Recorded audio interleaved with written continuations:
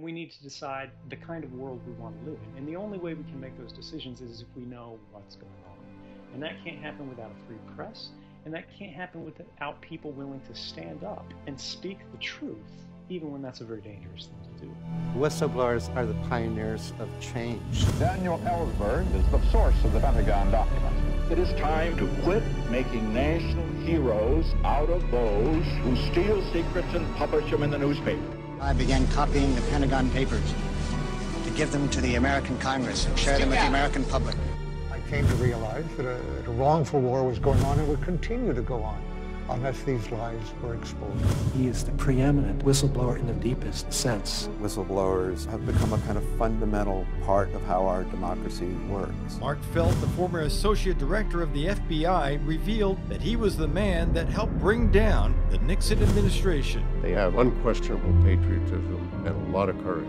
His testimony was a key to the eventual $246 billion settlement with 5 tobacco companies. Jeffrey Wigand brought down big tobacco. Former Enron employee Sharon Watkins, better known as the Enron. Ex-cop Frank Serpico changed the NYPD forever when he revealed a multi-million-dollar payoff corruption scam. You have to go up against the odds to do the right thing. Karen Silkwood took on one of the biggest companies in America, crusading against America's nuclear power industry. And in the face of fear, she continued to collect the documents. It changed history. What Dan did. Genuine American hero, Jeff Wigand.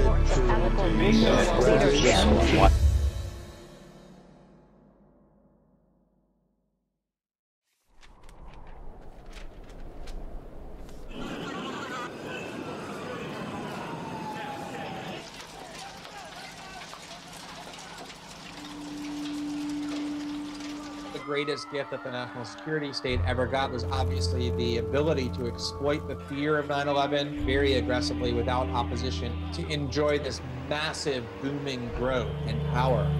Exerting that vast power, the national security state surrounds itself within a wall of silence, where whistleblowers and the free press are attacked and vilified, even when lives are at stake.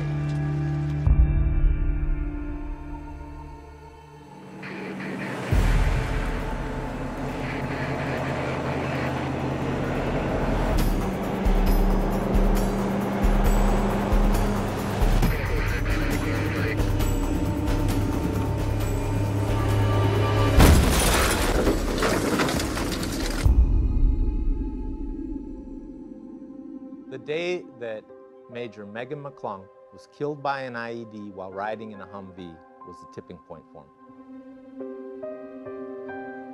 I had to do something. If not me, then who? And if not now, then when? It was one of those situations. And I just said, no. It doesn't matter what the consequences are, personal or otherwise, right? I said, this needs to be fixed. Whistleblowers are just people who said there's something more important here than my boss or the general or the admiral or the president. The most common vehicle used was the Humvee. They were never built to withstand weapons that the insurgents were using, these IEDs. The estimates are that about a third of the casualties in Iraq were due to Humvees. Hundreds of Marines were tragically lost and probably thousands maimed unnecessarily. So I said, let's replace the Humvees with what are called MRAPs, mine-resistant ambush protective vehicles. The MRAP was bound to save lives. It's more survivable than Humvee because it has this V-hull that deflects the blast out rather than focusing it or carrying it straight up. The base is much higher off the ground, so it's further away from the center of the blast. Tailor-made for bombs were IEDs. But it wasn't a new solution. The Marines had asked for MRAPs, but that request had been pushed back. The Pentagon, intentionally or unintentionally, had preventively caused 19 months in delays, and that had a direct impact on lost lives, unnecessarily. I came with these concerns to my supervisors. No success. Then communicating directly with the agency that's supposed to be providing the support. No luck there. Then working with Systems Command. Well, Systems Command depended on other parties. No luck there. And so I was determined to bring this to the attention of the Office of the Secretary of Defense. But when the officials saw the brief that I was going to present, they said, absolutely not. That cannot be allowed to go forward. When they get to the end of that chain of command and it becomes more important that nobody get embarrassed, that some people eventually decide, you know what, I'm going to do the outside play. I contacted Sharon Weinberg of the blog called Danger Room. He was a champion for fighting against the Pentagon bureaucracy that was slowing things down. Military industrial. And the military piece is supposed to be in charge. Tell the industry, you know? But what happens is the bureaucracy has its own interests. We had documents backing it up, and so we went ahead and published it. Publishes the actual document on Danger Room, which was very, very helpful. That got the attention of Senator Biden and his staff. They asked whether I would like to speak to USA Today. I said yes. I got a call from Tom Vandenbroek, I believe, the very next day. And as soon as I found out about Franz, I thought, oh my God, I've got a real live, honest-to-God whistleblower who knows what's going on. I provided him unclassified information, which was key to understanding the issue. I thought immediately we were embarking on a bigger project to find out why these vehicles hadn't been getting there in the first place. And immediately he took and ran with it, and he understood, and was fortunately able to bring this to a front-page article. These have to be genuine, important issues that are being exposed. And in Franz's case, when you hear about decisions that are made that save thousands of lives, there's nothing more important than that. Now, a new Pentagon study. Are our troops getting what they need when they need it? Is the U.S. military shortchanging its troops? According to Franz Geil, the Marine bureaucracy has continued to under-equip our troops for years. I contend that officials knowingly delayed or refused the provision of urgently requested capabilities like MRAP. Geil says hundreds of troops have been killed. Delays in military. They're not going to tell you what's broken. And the only way to find that out is from people on the inside. They couldn't allow something like this to happen again. Fight them with truth. That's what it's all about. Now it's in the press, and now the Commandant's getting asked about it during Senate Armed Services Committee testimony. Does the administration have a plan to replace each of those Humvees in Iraq with some variation of an MRAP? We don't have an answer right now on how long-term I think the MRAP is going to be.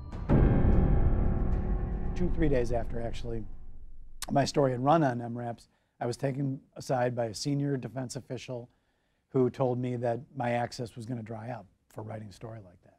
It wasn't going to change the way I reported, but I thought it was interesting that, you know, someone at his level would take the time to make that threat. They were using all these personnel actions against me. I'm the substandard employee, bottom 3%, unreliable, untrustworthy, et cetera, et cetera. After investigations and after all these personnel actions and reprisals, I was placed on administrative leave.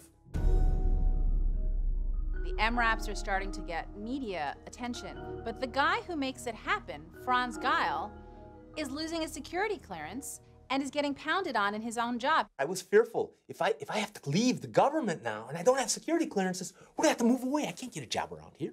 You can't do anything without security clearance around DC area. I knew that life was gonna go fall off a cliff. With the things that's going through in his head and work and family and my children, all this chaos thing, we went through with it. I mean, like, tough time, you know, but we hang in there each other. When Gates saw the stuff the whistleblower was pushing out there, everything changed. Secretary of Defense Gates, first thing he did is establish what was called the MRAP task force. Vehicles like the MRAP provide the best protection available against roadside bombs, and so the need for these kinds of vehicles will not soon go away. The MRAP started going out there en masse. This is the largest acquisition program for the Department of Defense since World War II. Working around the clock to keep these trucks in the fight. We sent more than 24,000 MRAPs to our warfighters. This MRAP saved the lives of 5 Marines who were in it. The dust everywhere, and then when the dust settled, everybody was like, are we okay? Are we okay? And we were all good and moved on. They protected our soldiers. That's what matters. We were in a lot better shape than had we been in a Humvee. Made a difference, saved lives every day. We were all lucky to be alive. The MRAP saved my life. We were able to bring everybody home alive.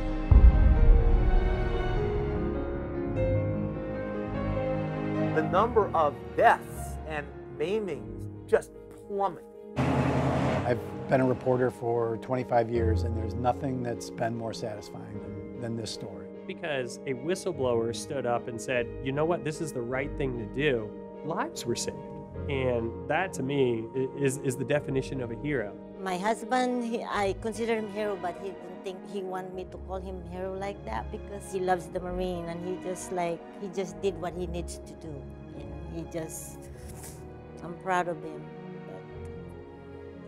I love you, honey. I think you are so good, and I'm very, very proud of you. We made it happen. And that was hugely satisfying. He's losing his job while the right thing is happening. This is where wonderful advocates who have been helping me all these years really came to the rescue.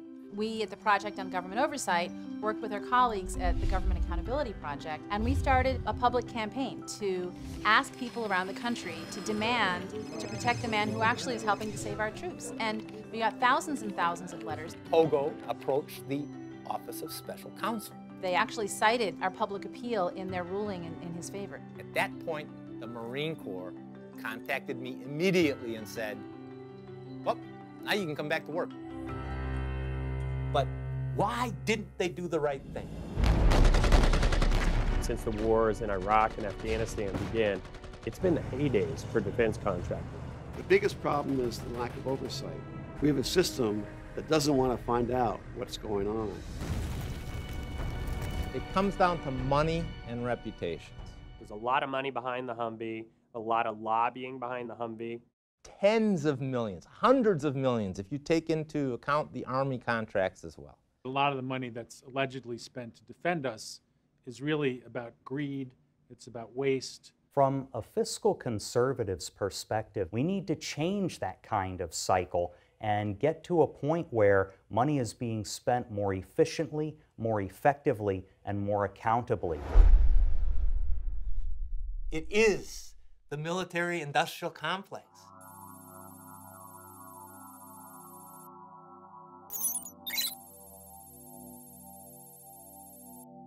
I'm not some left-wing guy who has grabbed onto that concept. You know, I would consider myself a conservative, patriotic American, but it's real.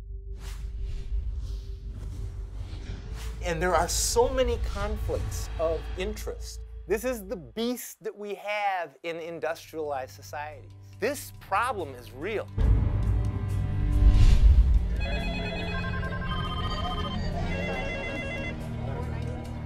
Government and construct systems of surveillance that watch everything we do.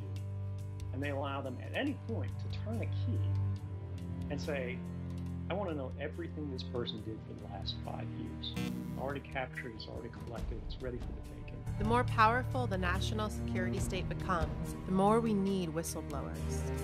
It is all in the classified realm. What we discovered as a result of our research is that there are over 1,200 government organizations working at the top secret level on counterterrorism.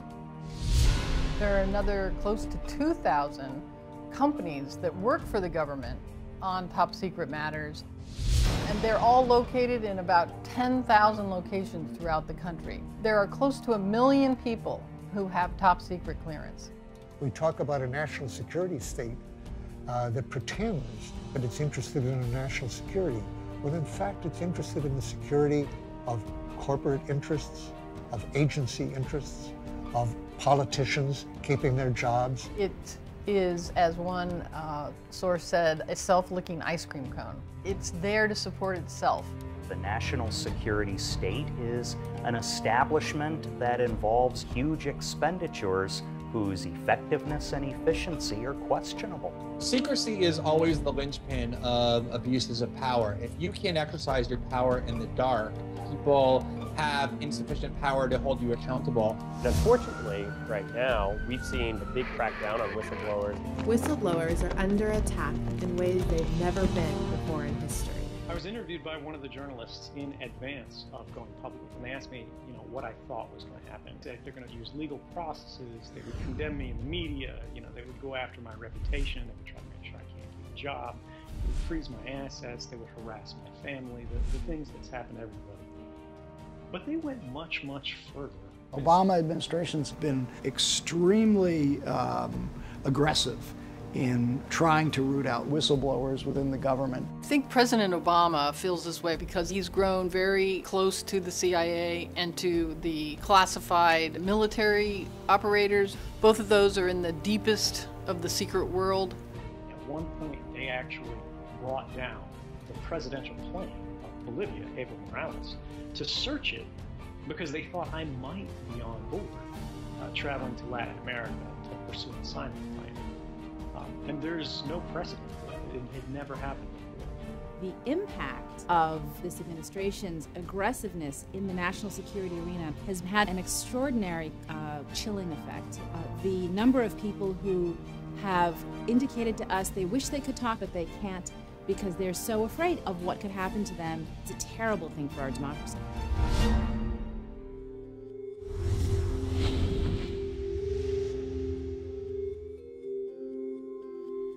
My name's Thomas Drake. I took the oath 4 times in my government career to support and defend the Constitution of the United States of America against all enemies, foreign and domestic. I joined NSA as a senior executive, primarily responsible for electronic foreign intelligence. 9/11 was my first day on the job. After in-processing, taking the oath, getting all my paperwork straightened out, we were in this meeting, and it was a rather dramatic moment, particularly the second hour hit. And I remember standing up saying, America's under attack. Nightmares, Armageddon right here. I'm calling out to all the intelligence agencies and departments. Whatever you have in the labs, we need to put into the fight. I was literally charged to be the leader at NSA, to go out and find all of these programs for filtering through the vast reams of data being generated by the digital age, the internet age, and provide the intelligence on it as it's being generated, while protecting the rights of Americans. It was the prime directive at NSA. You do not spy on Americans without a warrant. And then, as I discovered to my horror, the government is conducting blanket electronic surveillance with no controls, no accountability, and no oversight. NSA would have extraordinary penetration of U.S. citizenry in terms of spying and surveillance. I was so concerned because I remember telling my immediate supervisor, what are we doing? It was the most chilling of conversations I've probably had, because here he is telling me, it's all been approved, don't worry about it, and don't ask any more questions.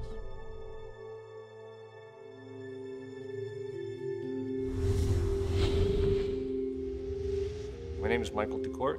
I was the lead system engineer to the Deepwater program. The federal government is spending billions of dollars to improve the fleet of the U.S. Coast Guard. A massive modernization program called Deepwater. This is the largest acquisition program in the Coast Guard's history. 91 new ships and 124 smaller boats. A $24 billion project. The Deepwater System program will provide our nation with a 21st century Coast Guard. But the program has serious problems. And it ended up way over its head. One day, somebody came to me and they said, I'm going to tell you something, just so my conscience is clear. The radios that they were putting on the smaller boats that were exposed were not waterproof. Some of the systems mounted on the outside of the boat wouldn't survive harsh elements or harsh weather. The radios would have failed if they even got a little bit wet. And you need a radio to communicate, right? The backup for that radio not being on that small boat is a flare. If you could screw something up in that area, you're pretty much open game for anything else. Some of the things I found on my own, some of it was brought to me though, right? Some things people told me about. There's a point at which the boats were not designed properly with their hull extensions and they buckled. They were all bending. And if you can imagine them going out in very high seas, the boats would have just fell apart. It just snowballed. So if you make a design error, but you do not correct it, you do not tell somebody about it, you do not, and you misrepresent that design problem, and you say everything's fine, now you've just crossed into the point from making a mistake to willful intent and to fraud. I didn't want a loss of life, right? So that was my thing. I didn't want a loss of life. Lives of the people doing the rescuing, but also average citizens, right? I mean, the Coast Guard rescues people who are in trouble from fishing outings or storms or whatever. I wanted to make sure that if something bad happened to one of these boats or somebody in the general public or whatever, that I didn't want that on my conscience. Like most people, maybe they tell their boss and then they drop it. That wasn't good enough.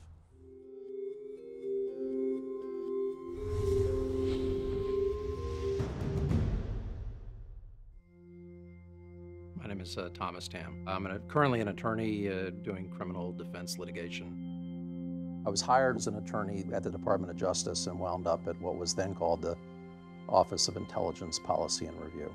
And after 9/11, my unit was assigned to go talk to the victims' families of 9/11 in New York. And so we were gathering victim impact information.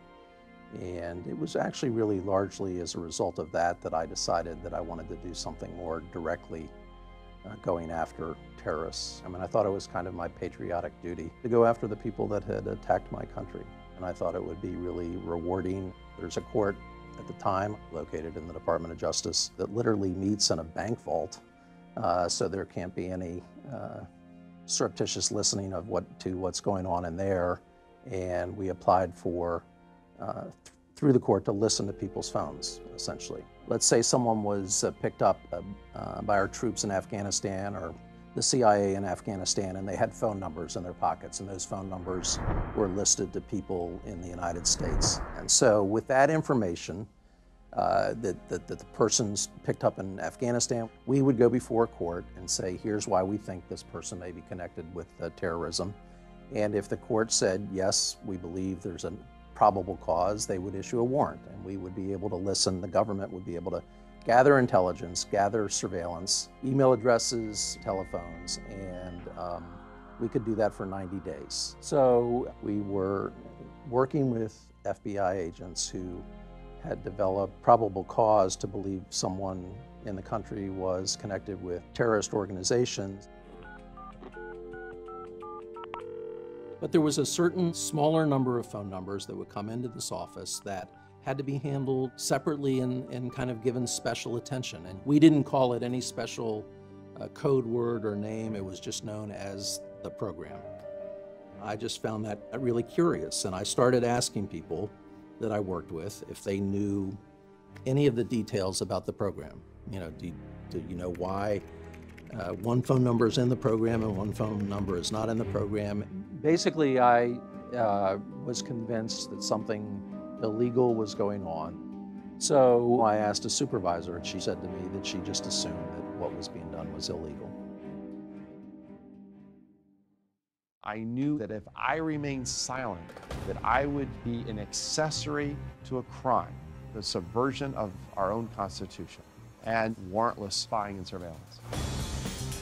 People work within the system. I went to the Office of General Counsel. Work their chain of command. I went to the House Permanent Select Committee on Intelligence. They expect that someone is going to see the light along the way. I went to the Senate Select Committee on Intelligence, and I went to the Department of Defense Inspector General's office. I was being told it's all legal.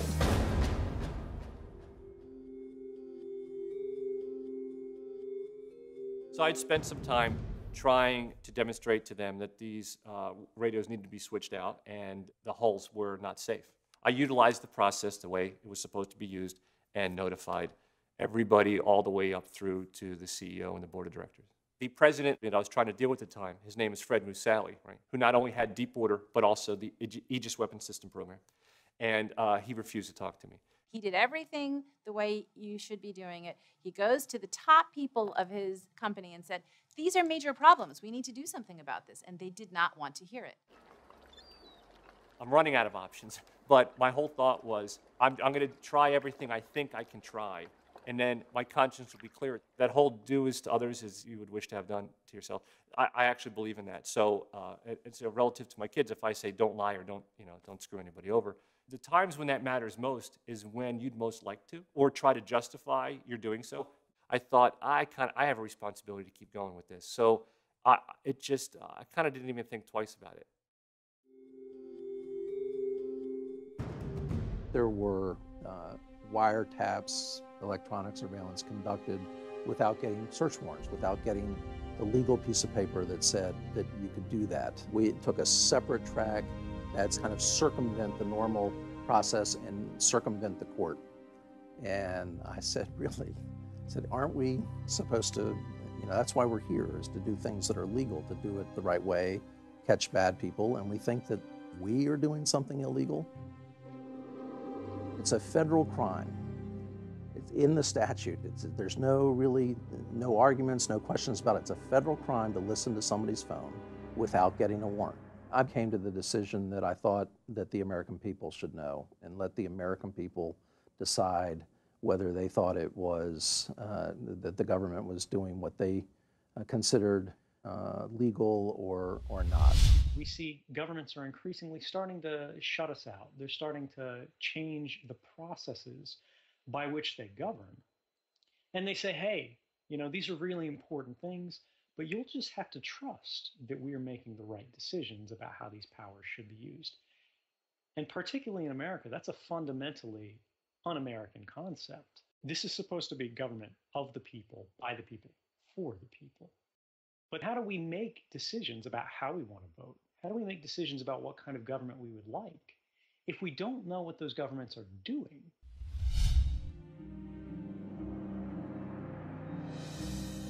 I ultimately chose, I've made a fateful decision, to go to the press.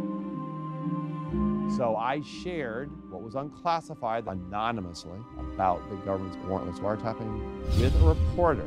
Her name is Siobhan Gorman, and I wrote for the Baltimore Sun. I knew that I could be fired, but again, as an American, I made that choice. There was a May 2006 article about the warrantless surveillance of Americans. That really, no doubt, caused a real stir in NSA.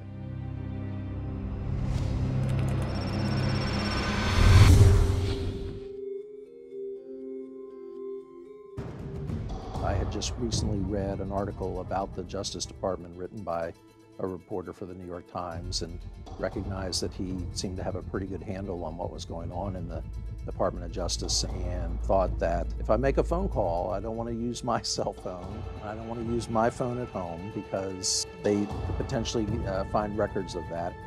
And I would go by on the subway every day the kind of old-fashioned payphone. I thought about various investigative reporters that I would try and contact. I remember picking up the cradle of the phone and calling a reporter by the name of Eric Lichblau. Once I put the phone down, I knew I was committed to the path I decided to take. I was pretty confident that my life would never be quite the same. They are people who want to speak up and usually tell you about something that they think is really wrong. And sometimes are willing to risk their jobs to do that. But if they do act on it, they're going to be risking everything. We nickname whistleblowing the sound of professional suicide. It's almost always bad for them. They're the ones who are putting their careers on the line. I met him at a bookstore, so I was nowhere connected to the Department of Justice, and we had a cup of coffee, and I told him that I worked at the Department of Justice and I might have some information that he might find useful, interesting, newsworthy.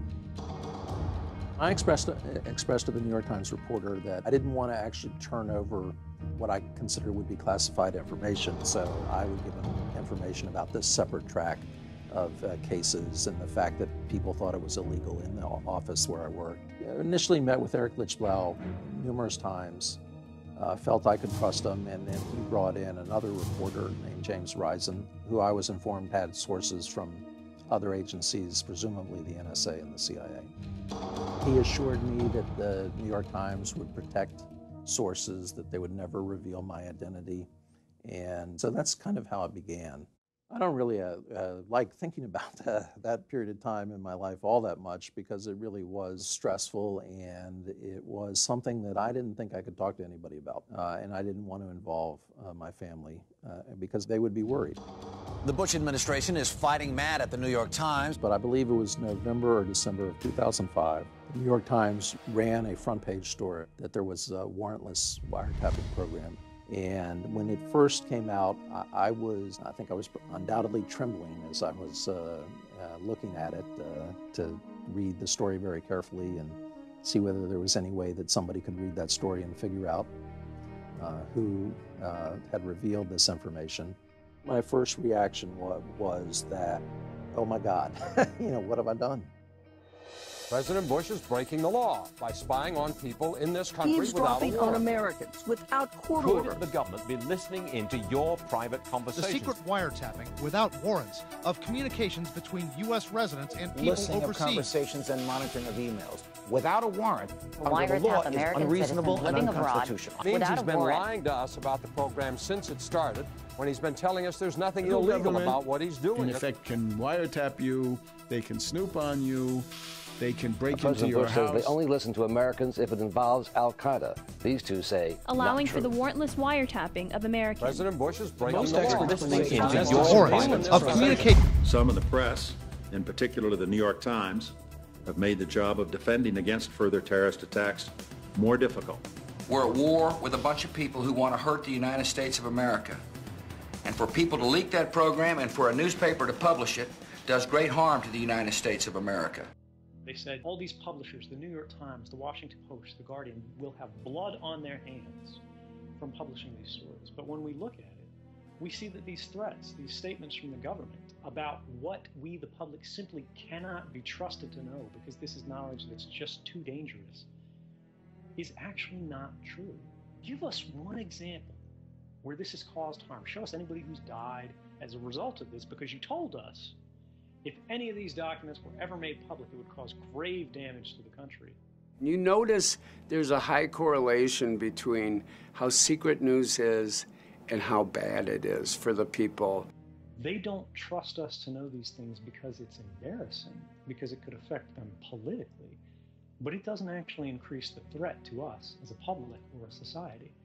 And it's for that reason that we need to look very carefully and very critically at the claims any official puts forward about how dangerous this sort of thing is.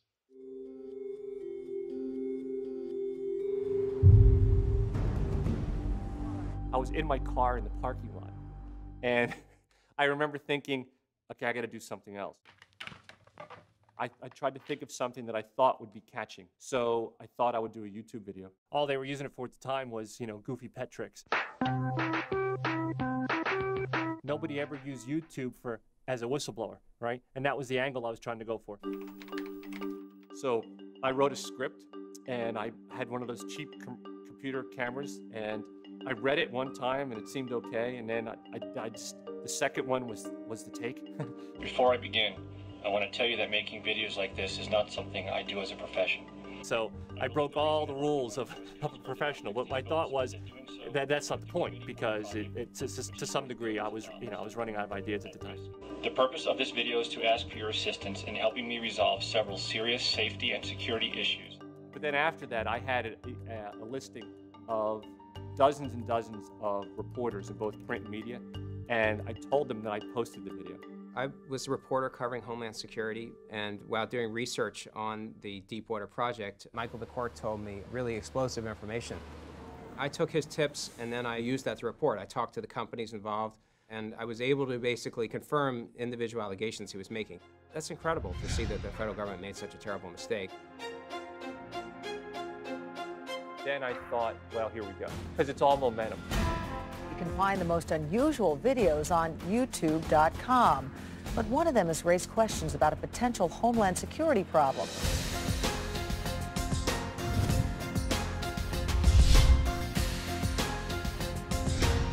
Now his story has gotten more public attention in just a few weeks than in all the months he spent rattling the cage through traditional means. The Coast Guard's own expert warned radios placed in open boats shorted out because they weren't waterproof. and of serious design flaws that could lead to catastrophic hull collapse. It takes a lot of guts to do what Michael DeCourt did, to blow the whistle on the largest defense contractor in the world.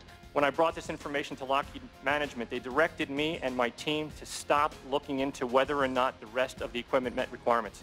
You have provided enormous service to the public, to the committee, and I think in the long run to the Coast Guard. I remember sitting at lunch with people and saying, you know, this could get on 60 Minutes. The $24 billion project has turned into a fiasco that has set new standards for incompetence and triggered a Justice Department investigation.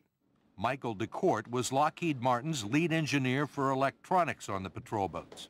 We actually ordered radios for the very small boats that go on the 123s that were not waterproof.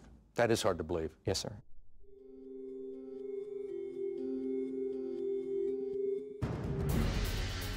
I'm getting ready for work. I'm looking out my bedroom window, and I see a bunch of cars pull up. And a dozen agents are streaming across my front yard. Thomas Drake accused of leaking classified information. You can imagine in that moment, they've come for me. I'll knock on the door. Agents raiding his home in Howard County. My wife and son, I still remember the look on their faces. They had a warrant, they had a search warrant. My life at that point was turned completely upside down. I met the chief prosecutor at a secret FBI facility in Maryland, where the prosecutor basically threatened me with spending the rest of my life in prison if I didn't cooperate, otherwise we'll throw the book at you. And I was charged under the Espionage Act. The Espionage Act, which has been around since 1917, was designed to stop spies. But a spy is not a mid-level bureaucrat who notices tens of millions of dollars going down a rat hole somewhere, and after notifying his superiors and getting nowhere, eventually drops a dime and calls a newspaper. That's a whistleblower, that's not a spy. By using the Espionage Act, they're saying not only are we going to retaliate against whistleblowers, we're going to try to throw them in jail. I said, you know, I think they're going to charge me with the Espionage Act. They're going to say that I gave information to our enemies. But the reality is I gave this information to the American public. So if they're the enemies, what does that say about what's going on? The deterrent effect is very great. These people face a terrifying situation.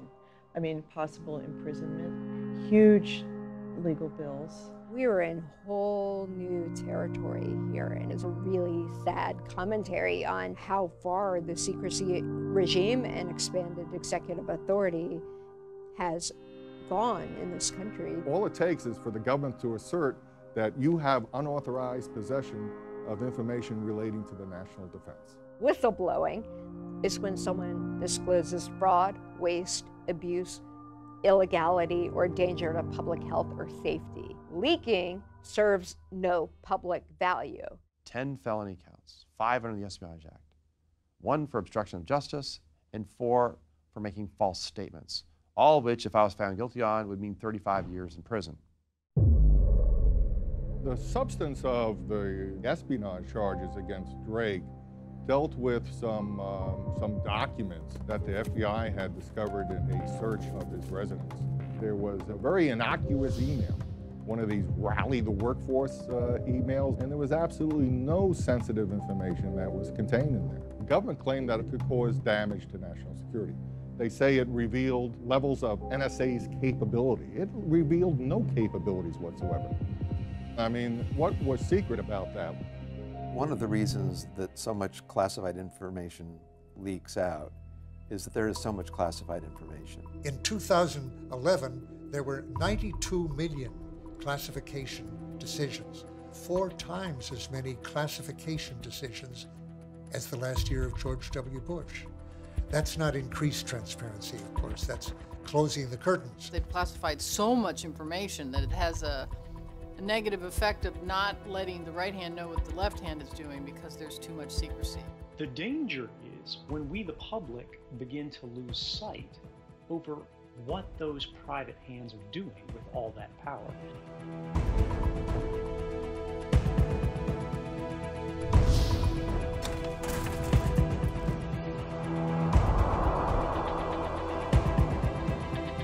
declassification can be deliberately abused to deny information to others for political reasons, for reasons of precluding embarrassment, and it definitely contributes to a lack of accountability.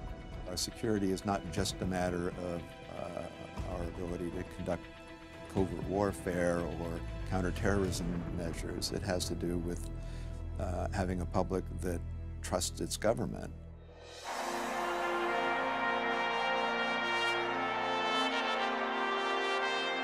The Obama administration came to power promising the most transparent administration in history.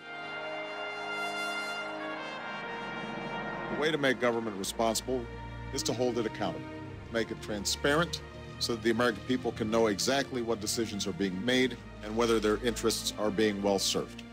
We're going to be incredibly transparent, sunlight everywhere, hope and change for whistleblowers. But all that quickly darkened. I never imagined that he would just run with it and take it far beyond even what the Bush administration had implemented. When he became president, I think that he tipped much more towards being protective of the secrets. Instead of getting hope and change for whistleblowers, the Obama administration had cracked down on national security whistleblowers, much more so than the Bush administration. This administration has been using the Espionage Act to take whistleblowers to court. Divulging that kind of information is a serious issue, and always has been.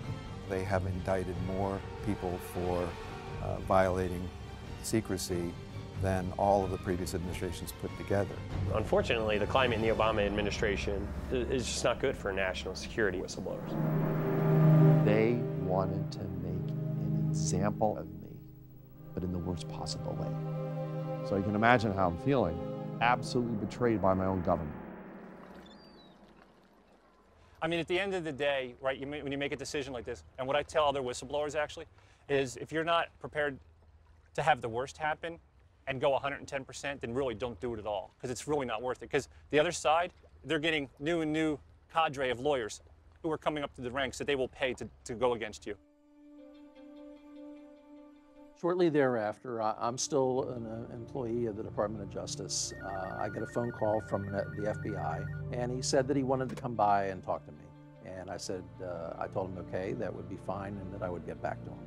I put him off, and then invoked my rights under the Bill of Rights and told him that I did not choose to be interviewed. I certainly knew that I needed a lawyer, so I contacted a lawyer and asked him to represent me. So I felt that it probably wasn't appropriate for me to stay employed by the Department of Justice, so I voluntarily left.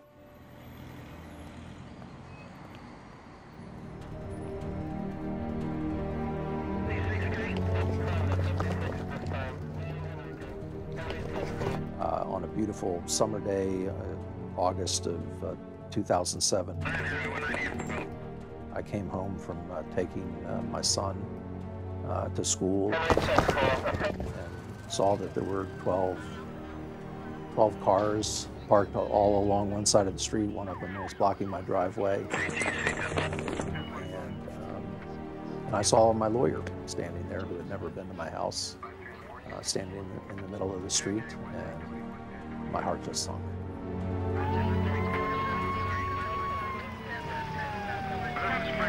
18 agents, some of them in body armor, I'm told, had been banging on our front door, and our dog was barking. My wife was still in her bathrobe, and they were yelling at her, "Show us your hands," and things like that. And then when she opened the door, all 18 came in fairly quickly, all went to pre-assigned spots, and went up and woke up my other two kids in bed, told them to get dressed.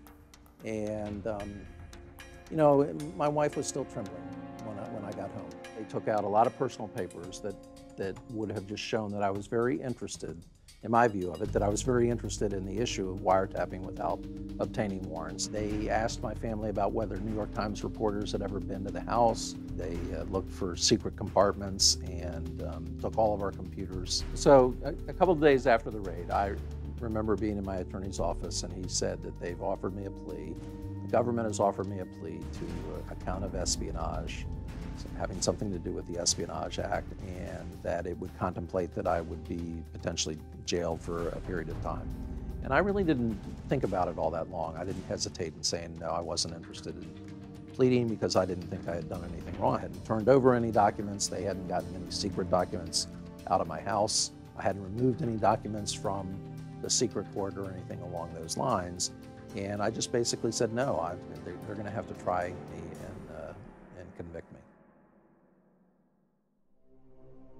I'm spending tens and tens of thousands of dollars during this time period on a private attorney.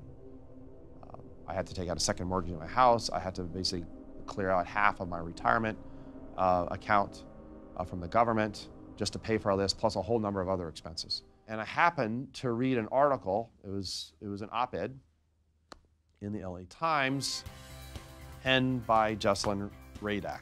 When I heard that a whistleblower had been indicted, I immediately did an op-ed on the difference between leaking and whistleblowing and discussed Tom Drake's case and why what he allegedly did qualified as whistleblowing, not leaking. She understood exactly what was at stake, and it turned out way before anybody else did. His case, if it were to be won, would have to occur both in the courtroom and in the court of public opinion. And she began to strategically turn the tide. I said I'm going to nominate him for Rittenhour Prize for Truth-Telling as a first stop. I did not take an oath to support and defend government illegalities. Followed shortly by the Jane Merritt article. Jesselyn Radak called me up one day and she said, I have something that I think might interest you. If we could get an article in the New Yorker, I thought it would be appropriate for him to be able to speak during that article. Dealing with a source who's being prosecuted for leaking. I could not talk on the phone with Tom Drake. I had to fly across the country and meet people in sort of unmarked hotel rooms in order to try to get the details of that story. And it does not feel kind of like America, land of the free press. To date, it remains the most comprehensive summary of what happened. And then the 60 Minutes segment. He's been charged under the Espionage Act and could spend the rest of his life in prison. I began to have grave concerns about the decisions that were made to bypass the Constitution willfully and deliberately.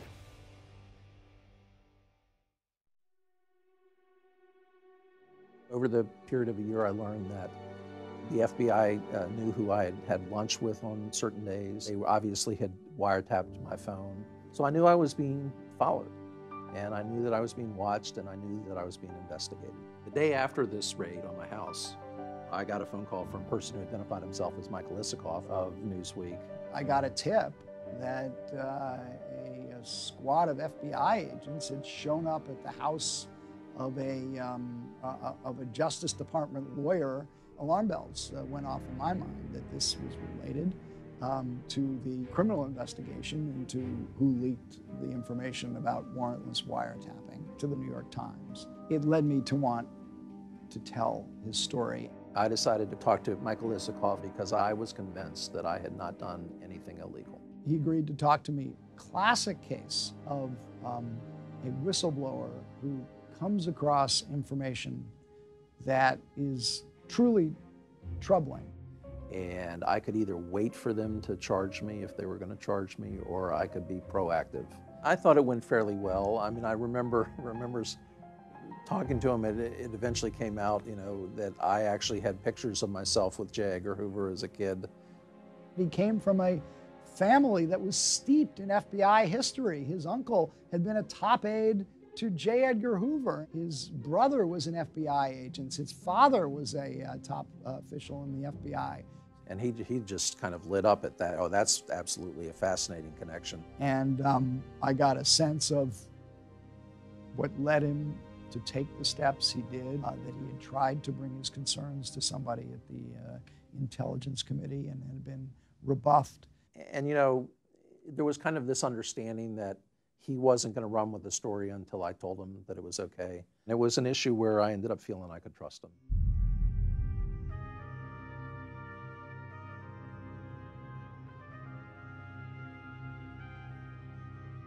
When my story came out on the cover of Newsweek, I basically thought, okay, I've done it. This is going to help. Here's why I did it. Here's what I did, and if you all think that you can charge me with that, then go for it. Again, I thought it was the right thing to do, to go to the press and to let the American people decide that there might be something going on that was not following the law. Today, both the government and the contractors try to keep sort of the dirty laundry to themselves. And the whistleblowers are really critical to helping us get through that barrier that this sort of unified contractor government force creates. The story that I wrote and Michael DeCourt's work to bring it to light sort of helped expose that scandal, and the government has, I think, improved as a result. The boats, the first 8 were taken out of service. The program was stopped. Some of the designs on the other boats and future boats were changed. The price I paid as a whistleblower was they eliminated my job. I left the world's largest defense contractor. I mean, I would have had a 20-year pension by now. Anyone who takes a step like that, you know that they've probably got something important to say, because they're basically wiping away their career. And then we had to move a couple times, and nobody else in the defense industry will touch me. So it causes some financial hardship. I mean, there's unfortunate parts, but I have no regrets. There are still problems, and soon, and it's unfortunate, but the Coast Guard is in such bad shape that there will probably be a loss of life in the near future, because the boats that should have been replaced by now that weren't, because of this mismanagement, are still out there. A high-profile failure for the Justice Department. Federal prosecutors today dropped nearly all of the charges against Thomas Drake. A former NSA official accused of mishandling classified data strikes a plea deal today. He's only pleading guilty to a misdemeanor count of exceeding authorized use of a computer. It's the legal equivalent of a parking ticket. It had nothing to do with classified. It had nothing to do with retention. There was a judge with the integrity to say, you're not doing the right thing, prosecutor. The federal judge in this case actually berated the prosecutors. He berated the government for years of persecution, the threat of 35 years behind bars, and the charges were suddenly dropped. So the whole case did fall apart, and of its own weight, I think, really. The government does tend to overreact and overcharge and over-dramatize. He was vindicated in the end, essentially, but had his life, for the moment, ruined. It's extremely dangerous in America right now to be right as a whistleblower when the government is so wrong. So speaking truth to power is now a criminal act. One's rights, given history, it seems it's too easy for others to take them away. When the government gains new powers, they never release them. They always use times of emergency. They use special circumstances to create exceptions in our thinking, to say that, but this time it's different. It's not different. What's different are the people in power and what they want to do.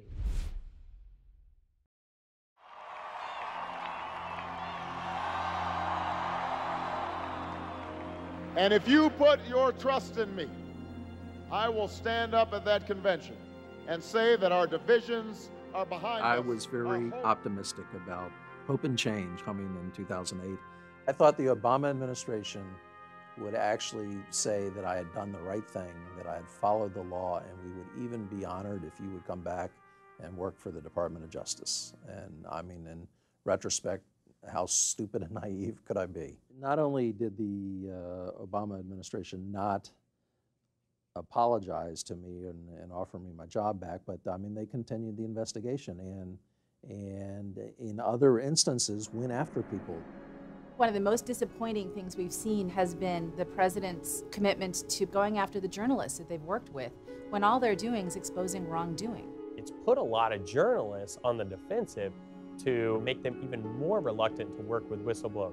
It really criminalizes the news gathering process. There just seems to be a disconnect here. You want aggressive journalism abroad, you just don't want it in the United States. Well, I would hesitate to speak to any particular case. The Obama administration had taken what was an understandable sense of governmental discipline and kind of gone over the top with it and began prosecuting every which way.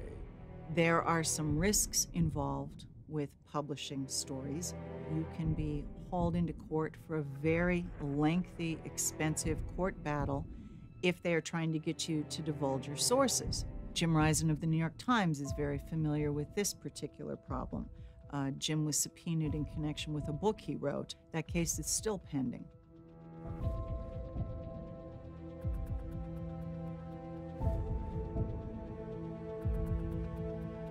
Basic issue is whether or not you can have a democracy without aggressive investigative reporting, and I don't believe you can.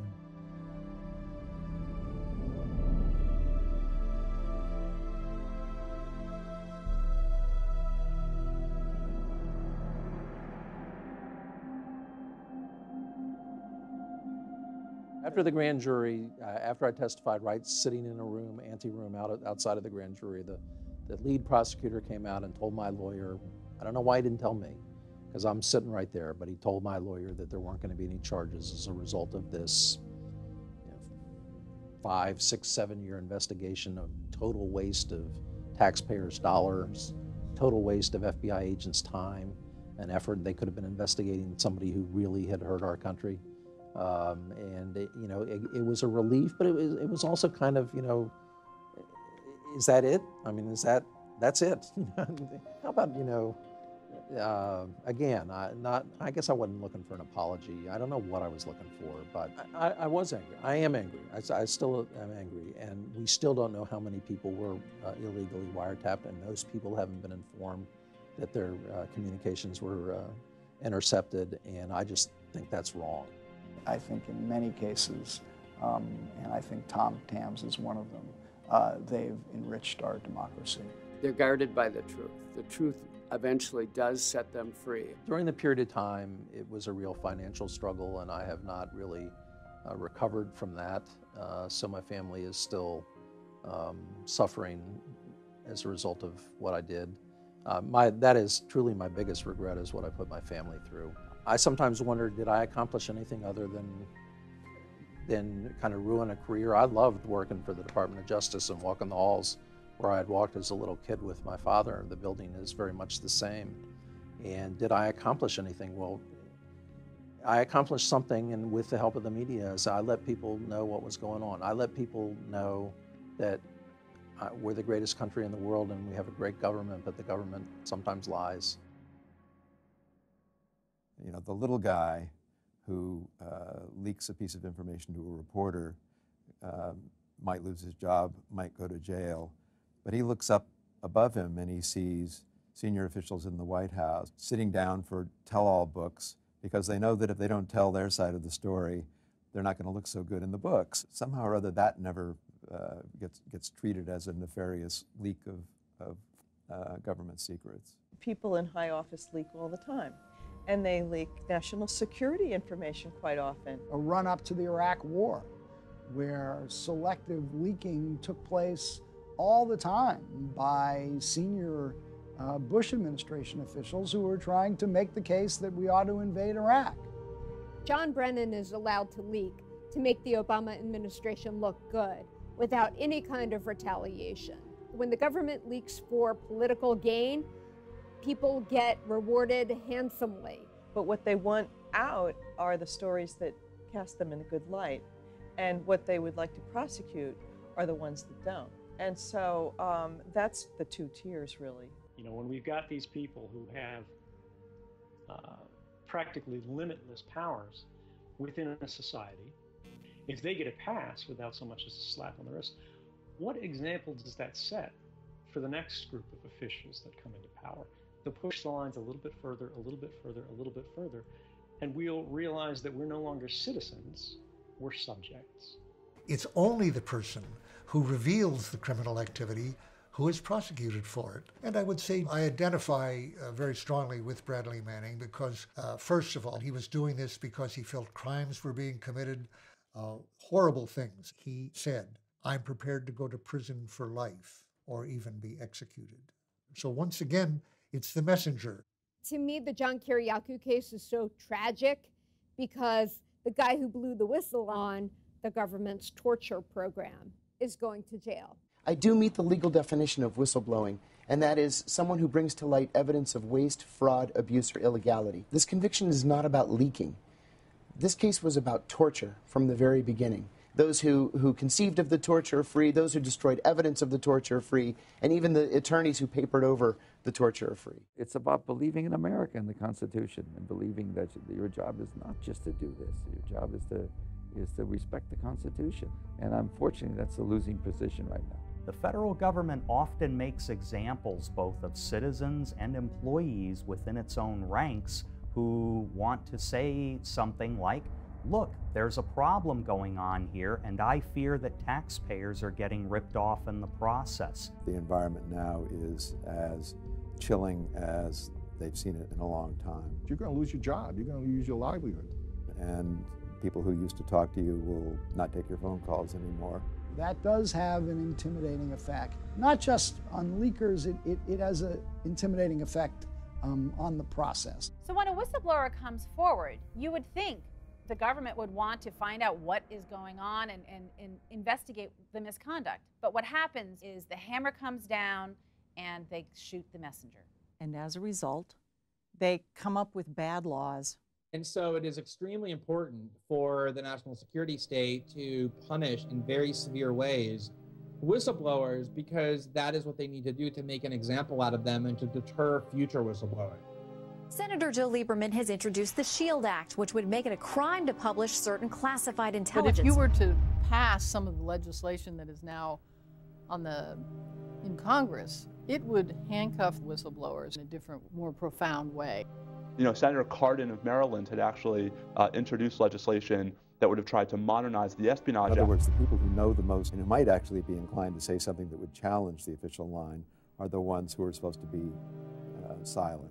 Congress is pushing to prevent classified information from being made public. Now, there can be certainly bad leaks, but that's used as an excuse for keeping information from the public that we desperately need to have. Senator Dianne Feinstein is among a handful of congressional lawmakers who want to plug national security leaks using the law. Whistleblowers really are our modern-day heroes, and we need to be doing everything we can to be protecting them, to make sure that they have what it takes to protect our safety and our freedom, and we can't let them fight this fight alone. People just talk too much. Let me say it as simply as I can. Transparency and the rule of law will be the touchstones of this presidency. There has been good news. The Congress has just passed the Whistleblower Protection Enhancement Act, which is really going to help federal employees. But what was still left unprotected was those employees who worked at the intelligence agencies. They were left out. So as a result of that, the president issued then separately a presidential decision directive that deals with whistleblowers in the intelligence agencies. The problem is there that it's really only protecting internal disclosures. It is not only not helping those people who go outside the system, but you have the Justice Department who actually prosecute them for doing it.